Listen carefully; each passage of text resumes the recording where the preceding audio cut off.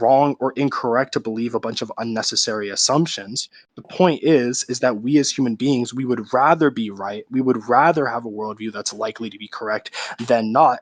And therefore, normatively, we should not make all these extra assumptions. So That's the only point I'm making. are you strong on parsimony? Like, are you like are you I'm super strong? decently strong on it. I'm pretty strong on it. I'm not gonna like.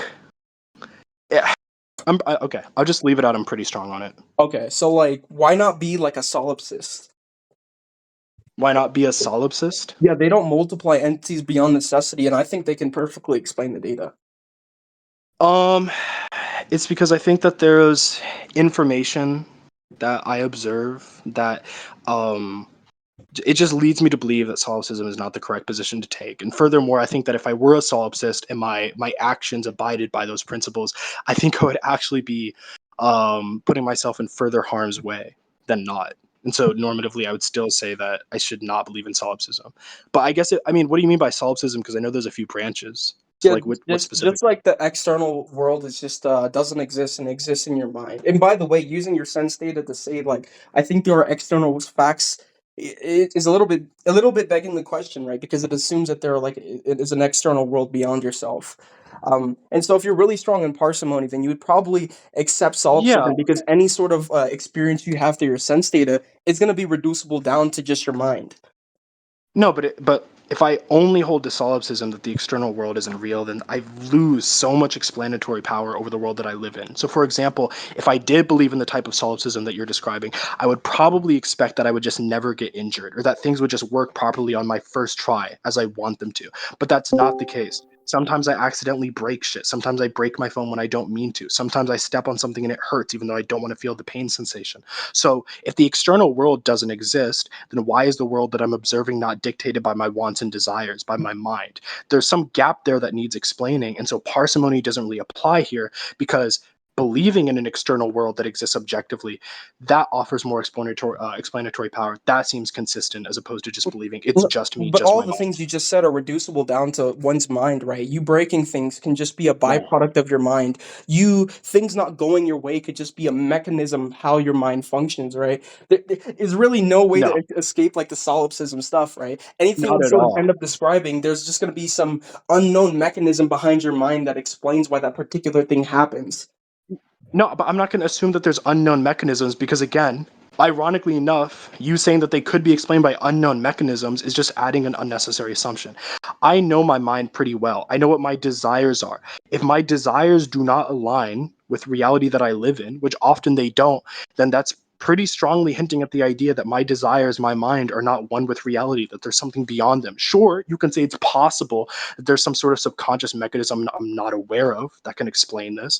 But again, that's an additive explanation that gets me no further in understanding reality, right? Okay, so I just wouldn't make it. let's say let's take out those assumptions, right? We'll just say that your mind, right? Nothing exists outside of your mind. Everything that you perceive exists inside your mind, and your mind sort of functions a particular way, right? And the reason why it functions that way, it's because it necessarily functions that way. So you can just It instead of necessarily functions that instead way. of saying some like, oh, there's some unknown explanation behind why your mind functions that way, we would just say that it functions the way that it functions because it always had to be.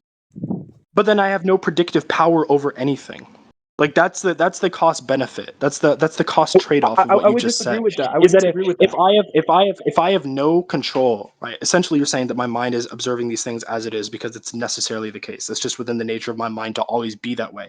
So I have no conscious understanding or control over how my mind is. How do I make predictions, right? How do we make scientific predictions about what will work in the world and what will not? How do I make the prediction that every day I'm going to walk into I my can answer car and those. I'm I going to can answer start it up those. reliably? How Because do I do that? because even if your mind is necessary, you can still observe the way your mind functions and then form inductions based off of those mechanisms that are necessary. So it doesn't. I don't think it destroys any explanatory power. I think it actually explains the data equally, while actually Not at all. not multiplying the entities as much as someone who's to say that the external world exists. Not at all. Okay, wait. Wait. Okay. So how do I have some sort of explanation over why if I wake up in the morning, sometimes I want breakfast, and then I wake up the next morning, right, in the same attitude, had the same amount of sleep last night, blah blah blah blah blah. All these things are the same, yet I don't want breakfast this morning. Okay. It just seems like our predictive power, our ability to understand the nature of our mind and why we have certain desires, why our desires don't match up with reality. That's what I'm saying. It seems like you're making all these unnecessary assumptions like, well, actually, instead of just appealing to the most intuitive thing, it's because there's some sort of unknown function of our mind that must be the case. Wait, hold on, I'm getting a phone call. I'll be right back. And yeah, Ah, shut up, fag. son of a bitch. Shut up, faggot. Oh shit. Look at this boy, Harmony stealing Quay memes now, bruh. Fork, sorry, Yeah, are you back? sorry. I had to Yeah. grab a phone call. Yeah. You can disregard most of what I said because I don't even remember most of what I said. Sorry, I got cut up with my Um. mom. But I think the thing I wanted you to answer was it seems like we're exchanging a lot of our intuitions and exchanging a lot of the things that seem obvious about the world for this idea that there's some mechanisms about our mind that are necessarily the case, and that explains why our desires don't seem to match up with reality, despite the fact that you're saying there is no objective reality; it's all just our mind. Mike, I guess my primary question to you is, okay, are these mechanisms that we don't know about, are they also products of their mind, or is there something else outside of our mind that determines them? Well, actually, the mechanisms are. I'm not actually talking about those unknown mechanisms because remember, we were talking about the parsimony and multiplying entities, and then I reworded it and just Yeah, say, okay, well, the mind just functions in a particular way, and then why does it? Okay, because it's necessary, right? That, and then so we're throwing out the necessary according to unknown, what? like it always had to be the way it is, whether it's like from like a mold, like this might be a little bit nerdy, but like from it could be like a metaphysical modal scope or like even a logical. I don't know, but maybe that could just be the I'm case. asking what makes it necessary though? Is it just necessary via that's how the mind is constructed and will always be constructed and like how is it necessary? So like it's yeah, I would say what you just said. Like it will function the way that it always will function, right? And it has a particular behavior that couldn't have been otherwise. Um, And so I don't Okay. think that throws out any of the explanatory power, right? Because like technically if we wanted to explain anything about the world, right, we would technically be talking about the avatar that we experience the world in, right? We would still like be observing like matter and energy in motion. We would still have the predictability of what seems like the external Yeah, world. I, I I guess, but I don't think this is what explanatory power means. I don't think explanatory power is when you just throw out some explanation that sounds feasible or sounds like it technically could be true. There's a very famous episode of this, I think, about what is it? Either an episode of South Park or Gravity Falls or some. I don't know where this idea came from, but it's an alternative hypothesis for gravity that says, oh, gravity is not actually a physical force or representation of the attraction between two things. There's actually just a bunch of invisible tiny gnomes that are guiding everything with strings. It's like, is that like a explanation that could be consistently applied? It's like I guess so, but I'm not going to say that that offers explanatory power when it goes against all the intuitions and observations that we have about the world. I'm not going to say that your explanation that, oh, this is just the necessity of the mind. I'm not going to grant that as explanatory power when intuitively and observationally it's like, no, it just seems like the reason why science exists, why replicable tests exist, why there's a difference between desire and reality exists is because there is something objective outside of the mind. hmm I think there's a bit of conflation between explanatory power and simplicity. The gnomes controlling all those things you were talking about, that clearly does explain the data. It's just ad hoc because it's not simple and it posits entities that have no sort of backing or explanation behind them. That's why I would say there's a little bit like it does have the Is it? What do explanatory you mean by power, but it doesn't simple? Like have the just simplicity. easier? What do you mean by simple? Because arguably that would be a much more simple explanation than the theory of gravity that's been hotly debated and contested by our top mathematicians and top scientists. Yeah, but you have to posit that for one, gnomes exist, and for two, that these gnomes are for somehow controlling certain things, and then that they have some like internal mechanisms behind them that explain why they can control those things. So like you can really overcomplicate it as much as I, like ju- gravity is, to be honest. I don't think that you can though, because like from gravity we've derived relativity, like the idea that time is actually a little bit different depending on, I guess, your distance Location. from something or Yeah. depending on the attraction between two objects. It's like that sort of math, which was I believe Albert Einstein was the founder of it, one of the smartest people of all time, which was hotly contested at the time, which was only proven decades later. That to me is more complicated, more hard to understand, more complex than the idea that there are just tiny little gnomes running around pulling on strings. So I understand that complexity is a bit of a subjective topic, but if we want to say that the difference maker here is that one is complex and one isn't, I would say that they're both complex, arguably gravity more so. Yeah, but I like even if it's the case that gravity's more complex, right? We can't just posit the simplest theory. We have to be able to perfectly explain the data and have it be consistent with things we previously know about the world, right? We can't just posit these ad hoc explanations and just say, well, okay, well, it has equal explanatory power, and therefore, let's accept this one, right? So, and I wouldn't even But you're necessarily contradicting say that it yourself. has equal explanatory power. Now that I think about it. You're contradicting yourself now because there's nothing prior about my experience in the world that would make me believe that actually all that exists is my mind, and actually my mind exists as it does necessarily and couldn't have been any other way. There's no precedent for me to believe that. Well, isn't everything that you know about the world, all the things that you think, all the things that you conceptualize, all the things that you infer, everything that you see, touch, hear, perceive through the medium of your mind? Yeah, but that doesn't mean that the mind is as it is because it necessarily has to be. That doesn't speak to that whatsoever. And I have to remind you that was your defense against why things such as science, which is when you can repeatedly test theories and hypotheses that can either succeed or fail, why the difference between desire and will versus what actually happens. Your explanation for why all of these things weren't oppositional evidence against the mind being all that there is because they could be accounted for by the idea that the mind is as it is necessarily, Yeah, but right? the, And the whole that this thing is we're just a talking built-in about. program of the Sorry, mind. I didn't mean to cut you off, but Oh God, the I whole was just wrapping up. Go ahead. Okay. The whole thing that we were talking about, the reason why we're even going into this is because parsimony, right? And you said you were super strong on parsimony and stuff. And so I'm bringing up counterexamples in which we have something technically more parsimonious, right? I'm not saying that there's sort of justification for the position, but it's parsimonious in the sense that it's more simple and equally explains the data of saying like there's an external world.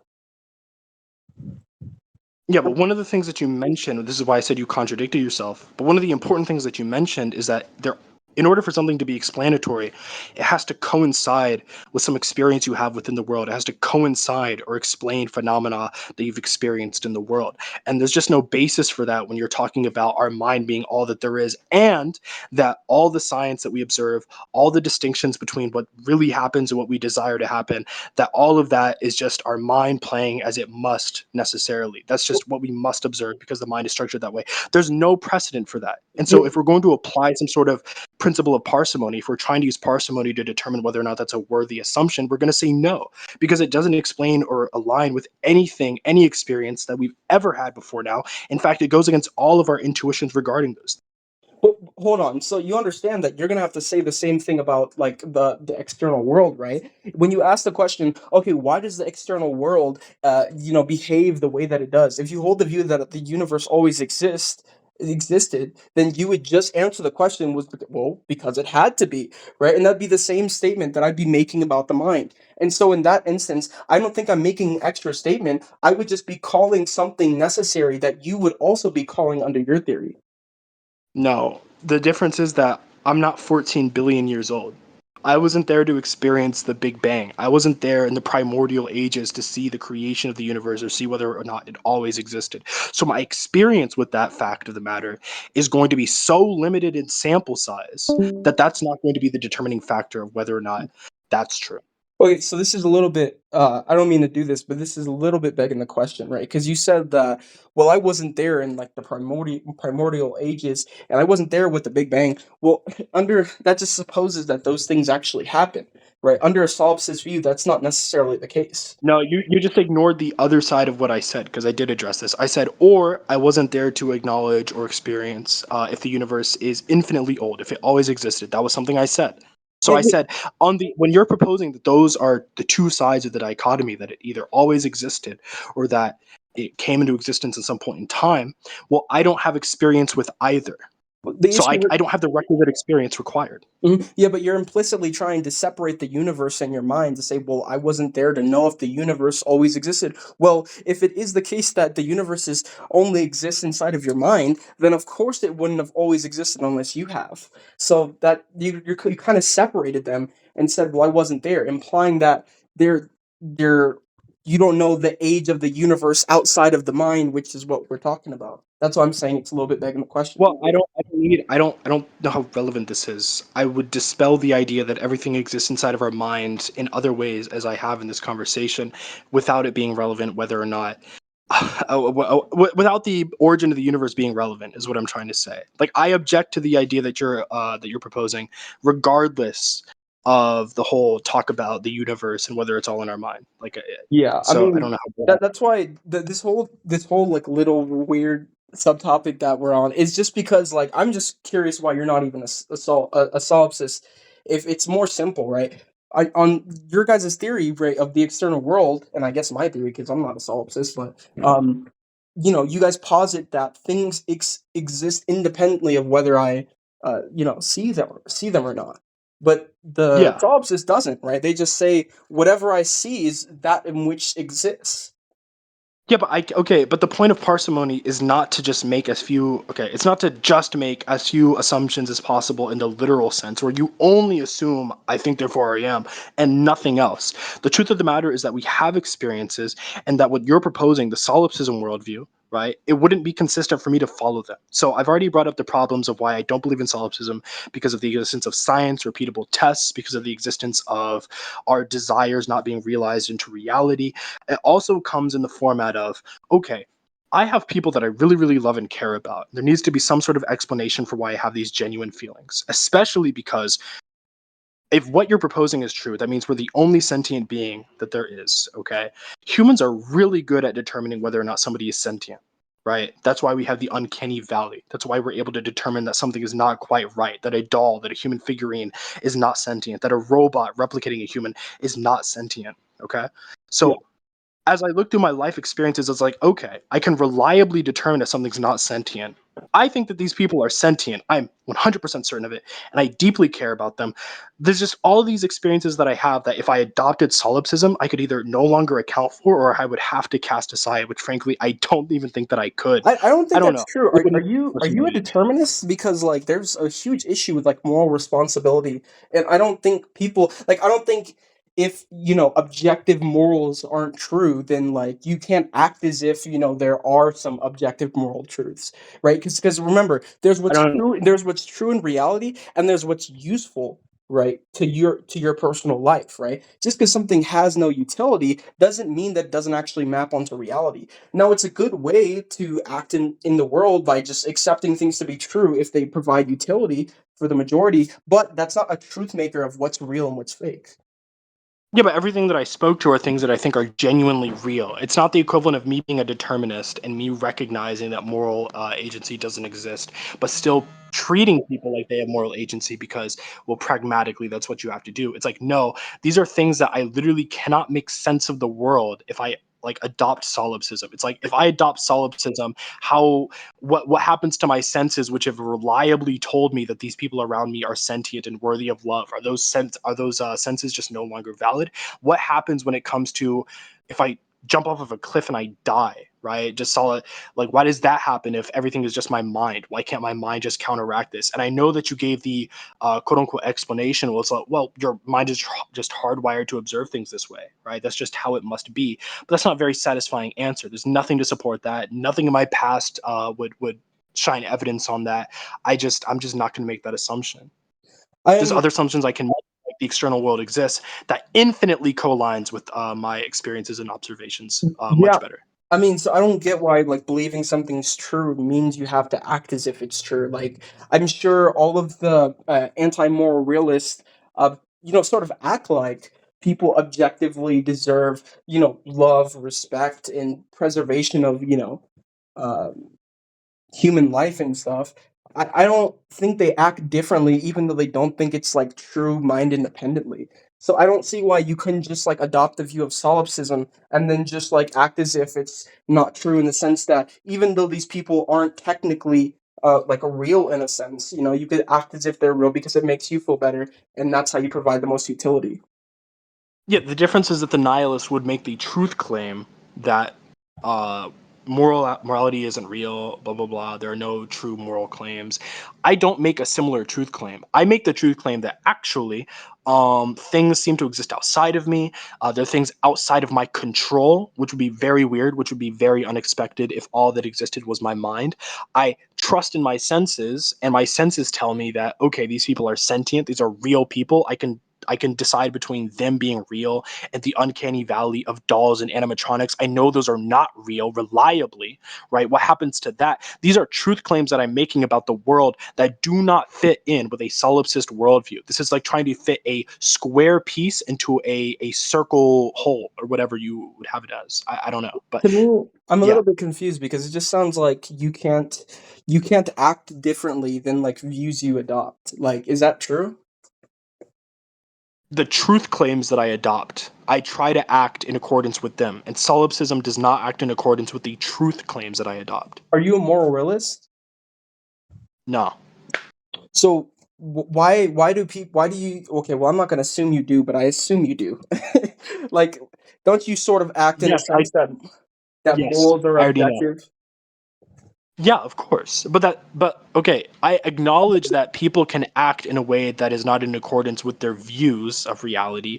What I'm saying is that if I were to be a solipsist, that is literally me acting in a way or adopting a view that is not in accordance with my view of reality. That's different. Yeah, but hold on. You just granted the idea that even though you're not an anti-moral realist, I mean, you are an anti-moral realist. You quite literally act as if you're a moral realist. So you, even though you make truth claims about, moral realism not being the case, you still don't act in accordance with that truth, like you initially said. Yeah, but I'm not making two conflicting truth claims at once, right? I'm acting as if morals are objective. I'm not making the truth claim that morals are objective. You're asking me to make conflicting truth claims. You're asking me to make the truth claim that I believe that all that exists in my is my mind, but I also believe in science. I also believe in things that point to the existence of an objective world. I also believe that there are other sentient entities that have their own lives. These are not just performative contradictions. These are literal contradictions. I don't think so. I think the same things observed through science can also be reduced down to the mind. Like if you have black holes or stuff like that, it could just be like a byproduct of the mind, right? Like instead of just Yeah, I have saying no it's precedent for that. independent I from have no yourself, precedent. the only difference between what I'm saying and what you're saying is that you say that it exists whether or not I disagree about it. Right, and I'd say, well, it's just a byproduct of the mind, and everything that we observe is what it is, and it exists in the mind. So like all those No, the scientific difference. observations would exist Right? regardless and still have equal explanatory power because instead of explaining the external world, it would just be explaining the mind. No, the difference between our positions is that I'm not going to throw away all the intuitions I have about reality, all the reliability of my senses that I've garnered and trusted for an assumption that I have no precedent in. I have no precedent for the idea that my mind is all that exists, that my mind exists as it does because of some necessity or whatever. There's no precedent for that. That's the difference between our positions. But you want I don't know. I don't know how much longer we want to go on this point. I just if I, there's any I want to other say yeah. one more thing and I can give you the last word. How about that? I no, I don't have to. I don't.